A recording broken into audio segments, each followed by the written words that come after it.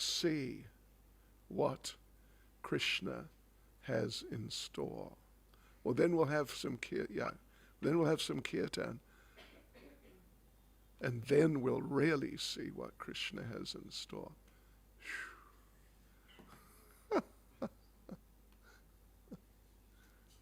It's all Krishna's mercy, actually. Don't underestimate Krishna's mercy.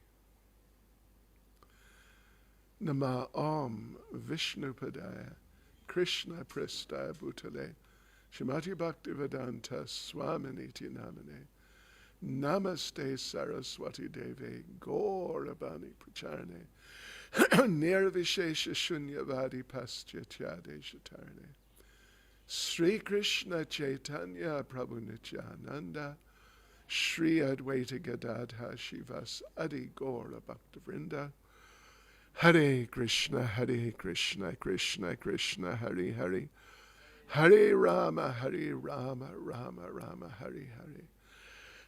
Vanchakalpatarubhyascha kripa sindhubhya eva cha. Paritanam pavanebhyo vaishnavebhyo namo namah. Right, so Srila Prabhupada's in Los Angeles, and he was just forced to instruct the devotees, from the press, the ISKCON press, about how to, what would you say, how to put his name and title on the books. Actually, what had happened, at least one thing I was told that had happened, was that some of the devotees on the ISKCON press had come under the influence of some of the Gaudiya Math people, and they, of course we don't want to get into it too much, but they, there's a whole history of them not appreciating Srila Prabhupada as much as he deserved. I mean, a few did, but quite a number didn't, and they would sometimes try and minimize Prabhupada. Like Prabhupada, not just at this point it's something 20-something temples, but after some more years, it was 50, 60, 70 or something like that. And his godbrothers all put together had not opened nearly as many at all. And so when one of them was told that, he said, well, he was a businessman. He knew how to organize things. Hare Krishna. So they didn't like him. They really didn't like him being addressed as Prabhupada, and they really didn't like him being addressed as founder Acharya.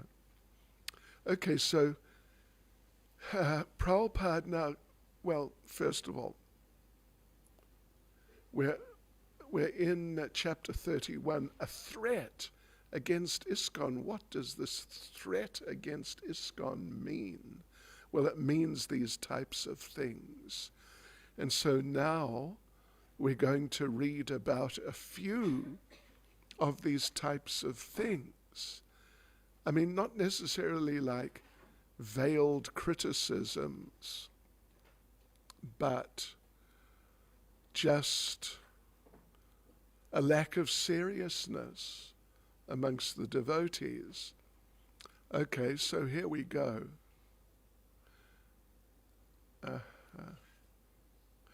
At the beginning of the Srimad Bhagavatam class one morning, Prabhupada called on one of the women devotees, Nandarani.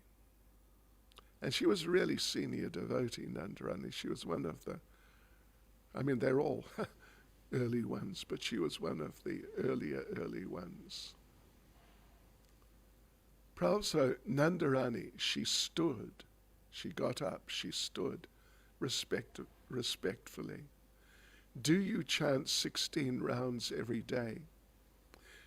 Well, I try to, Prabhupada. This is the problem, Prabhupada said, turning to the temple president. If Nandarani, one of the senior responsible women, wasn't chanting regularly, then certainly the new women under her weren't either. This was the manager's fault. Yeah, a lot of it's up to the management, particularly the president. You may have heard one GBC member, Badri Narayan Maharaj, he was on a morning walk with Prabhupada, and he had just been made temple president in San Diego, just like a few days before. And he wanted to get some instruction from Prabhupada. So on the morning walk, he asked Prabhupada, Srila Prabhupada, what are the duties of the temple president? And Prabhupada responded, temple president means whatever goes wrong, it is your fault. Okay. It's the temple president's fault. All right, so yes, Prabhupada had praised and encouraged his disciples for laboring hard to renovate the temple and for going out daily into the streets to chant and distribute magazines. But for a devotee to not chant the prescribed rounds was to neglect the most important instruction. Has everyone chanted their rounds? Marie? You will. Okay. Okay, right. What Nandarani had not said was that the temple authorities had told her that chanting all her 16 rounds wasn't necessary as long as she worked. They had told her this, even though Prabhupada clearly instructed his disciples at initiation to always chant at least 16 rounds daily. Then another incident. During the morning class, Prabhupada was discussing Sarvabhauma Bhattacharya, an associate of Lord Caitanya. Looking among the devotees, he asked, who can tell me who is Sarvabhauma Bhattacharya? No one spoke. Who can tell us who is Sarvabhauma Bhattacharya? Well done. Okay, anyway, we won't get into it, but we should know who's Sarvabhauma Bhattacharya. So no one spoke. Prabhupada waited. None of you, in italics, none of you can tell me who is Sarvabhauma Bhattacharya, he asked. One girl raised her hand. She said she had, quote unquote, read something about him. That was all. Aren't you ashamed? Prabhupada looked at the men. You should be the leaders. Now listen to this, everyone, and particularly ladies. Fasten your seat belts. if the men cannot advance, then the women cannot advance. Hare Krishna. You must be Brahmins, then your wives will be Brahmins. But if you are not Brahmins, then what can they do? Unquote. Without improving their chanting and without reading Krishna-conscious literature, Prabhupada said, they would never attain the purity necessary for preaching Lord Chaitanya's message. While the local anomalies were weighing heavily on Srila Prabhupada, he learned of strange things his disciples in India had written in their letters, and he became more disturbed. One letter to devotees in America reported that Prabhupada's godbrothers in India objected to his title Prabhupada. According to them, only Bhaktisiddhanta Saraswati should be called Prabhupada, and they referred to Prabhupada as Swami Maharaj. Prabhupada also learned, well, anyway, just on that point, the thing is this, that Prabhupada's name, actually his name, we call him A.C. Bhaktivedanta Swami Prabhupada, but actually his initiated name as a sannyasi is Swami Maharaj. And the Bhaktivedanta, A.C. Bhaktivedanta, that was there already for years before. But when he was given sannyasi, he was given the name Swami Maharaj. So, in a sense, they can refer to Prabhupada as Swami Maharaj because they're his godbrothers. But the disciples should refer to and address the spiritual master by, it depends. Prabhupada had that, you could say honorific Prabhupada. But otherwise disciples should refer to the spiritual masters as Guru Maharaj, Guru Dev, like this. This is actually correct. Yeah. So anyway, yeah. So, but to object to Prabhupada being called Prabhupada, it's just very narrow-minded. Prabhupada also learned that some of his disciples were saying he was not the only spiritual master. They were interested in reading Bhaktisiddhanta Saraswati's books as if to discover some new teaching Prabhupada had not yet revealed. Prabhupada regarded these remarks as dangerous for ISKCON. Advancement in spiritual life was based on implicit faith in the spiritual master.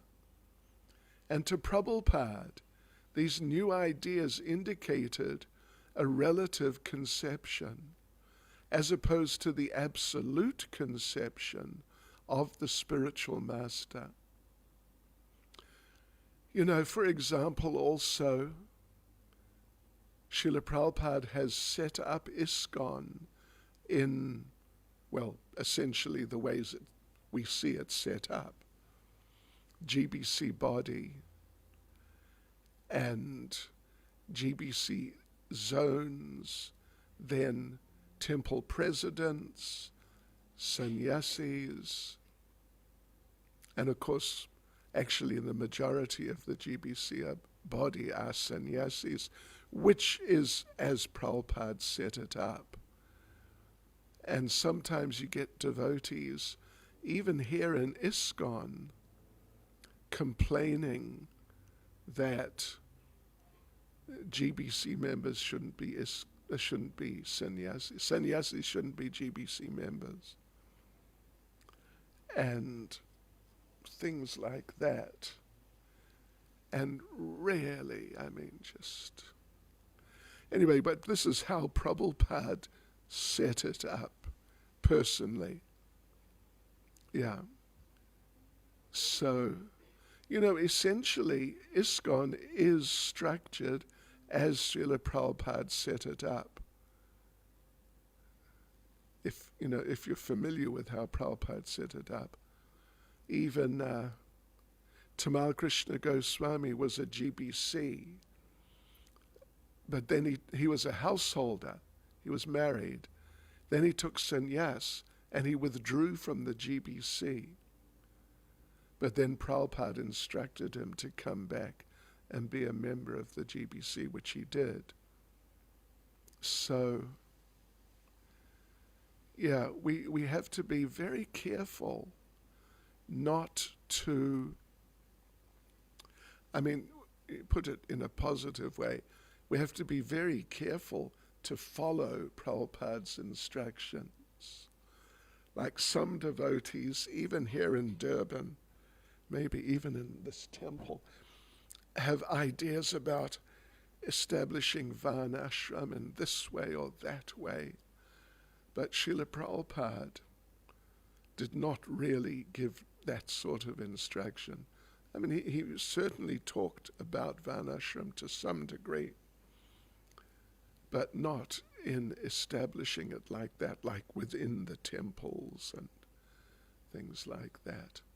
So these are speculations, and they're dangerous, very dangerous.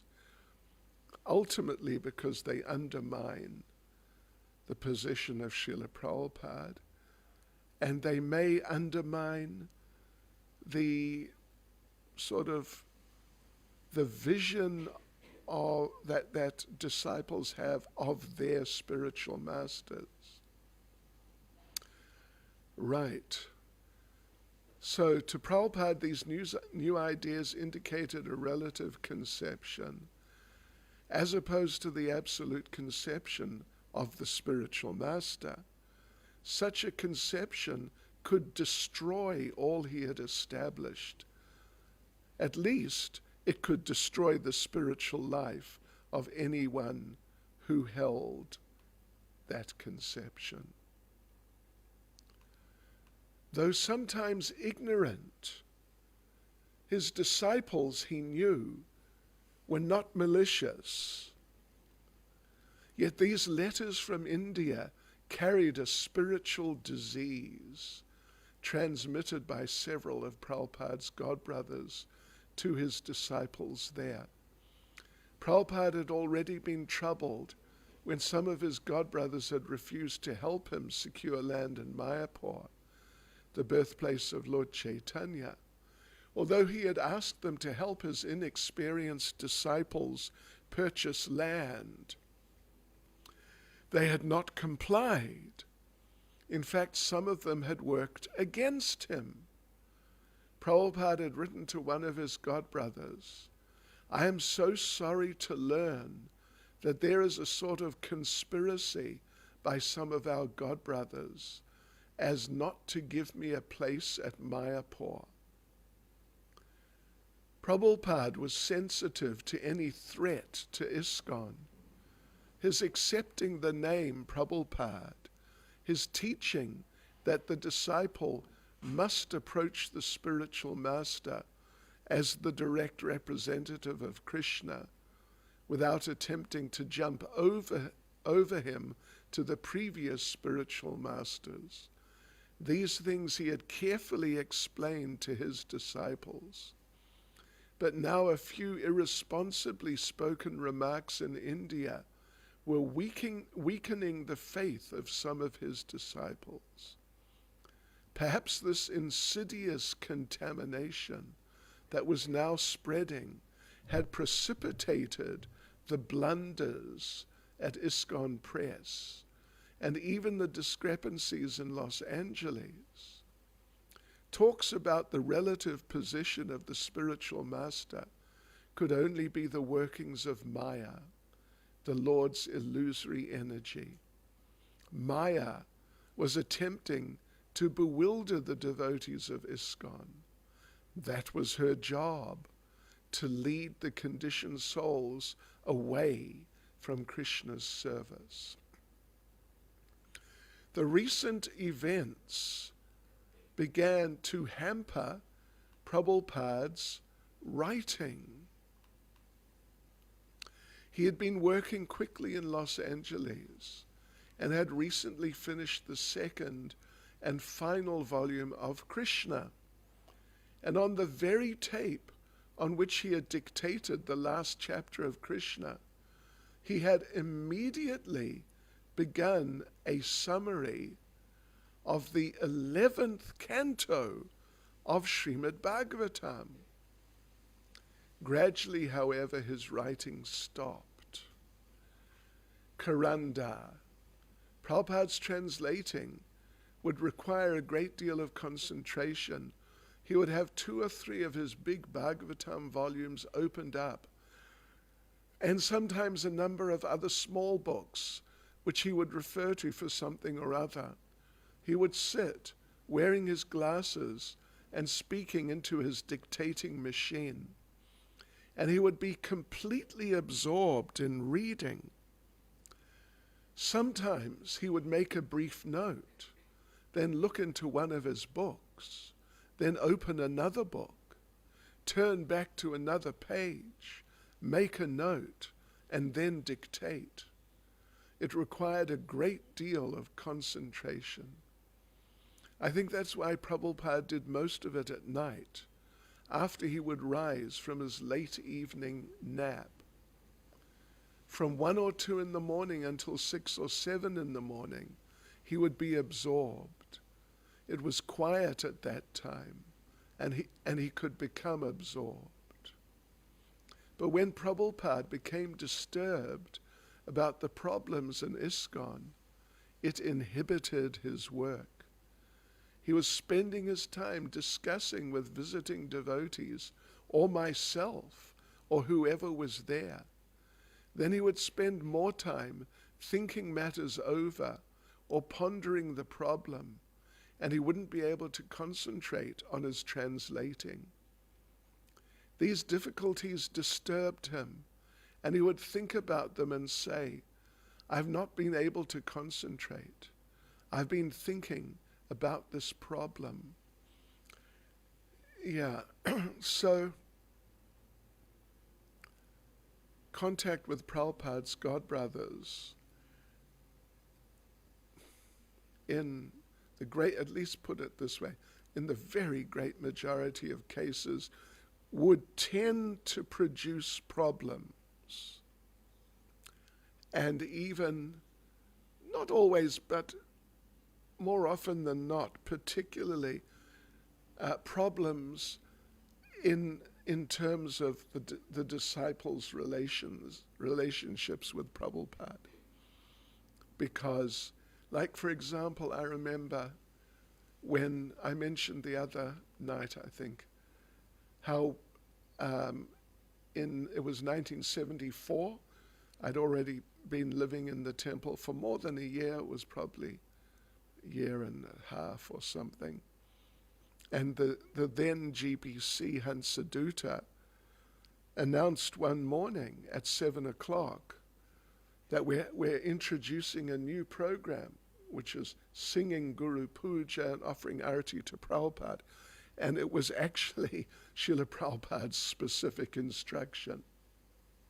It wasn't just that some devotees got the idea, it'd be nice to worship Prabhupada more because we owe him so much and like that.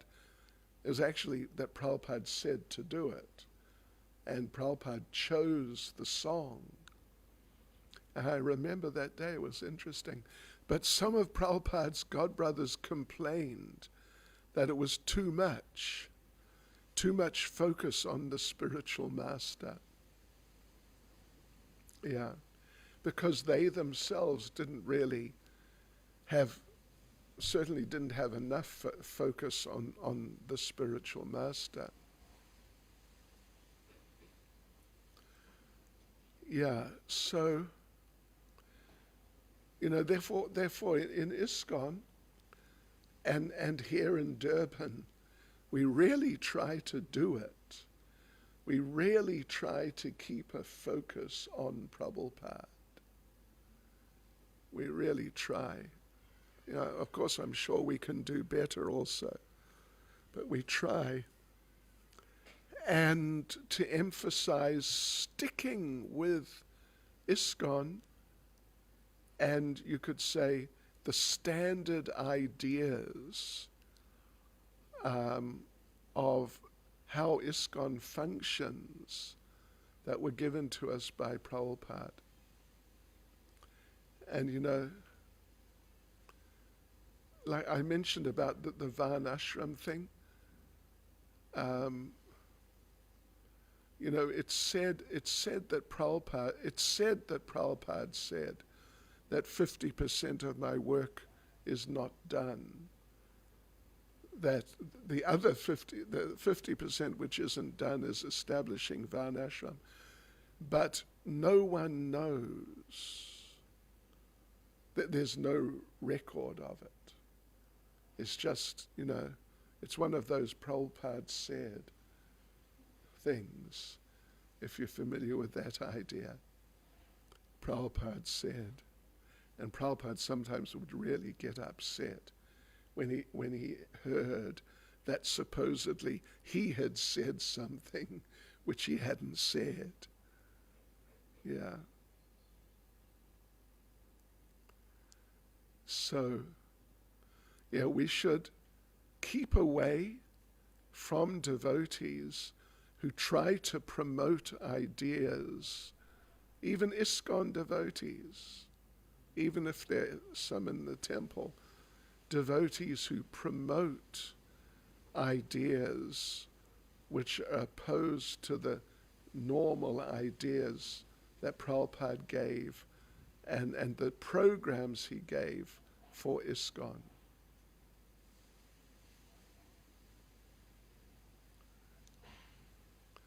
I'm on a bit of a thing about this at the moment. Yeah.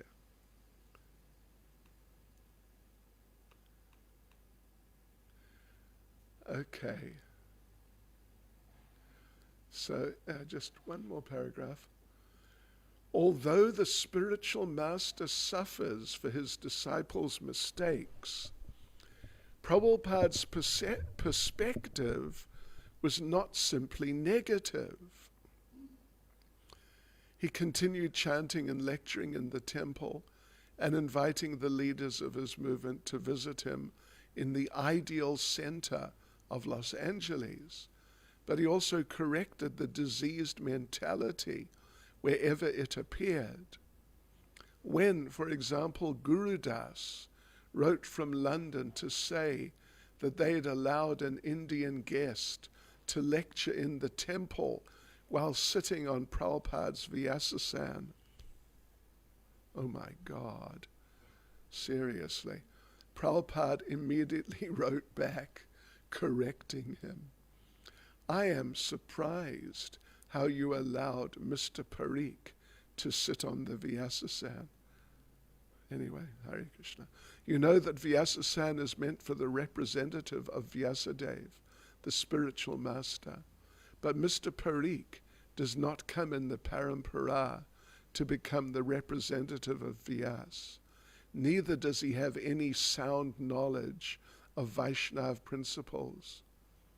I understand from your letter that sometimes discussions on Aurobindo philosophy are done by Mr. Parikh. Are you familiar with Aurobindo philosophy? Good. Believe me. Oh my gosh. It's just a version of Mayavad, that's all. So sometimes discussions on Aurobindo philosophy are done by Mr. Parikh from the Vyasasan. So I am a little surprised. You get the idea. Prabhupada is understating. A little surprised. He's just shocked, horrified. How did you allow like this? I think you should rectify immediately all these mistakes as stated by you in the last 2 lines of your letter, I think, in which the devotee Gurudas said, I think the best thing to do is to stop his class. Nonsense ought not to be tolerated. Yes, correct. Hare Krishna. Srila Prabhupada ki jai.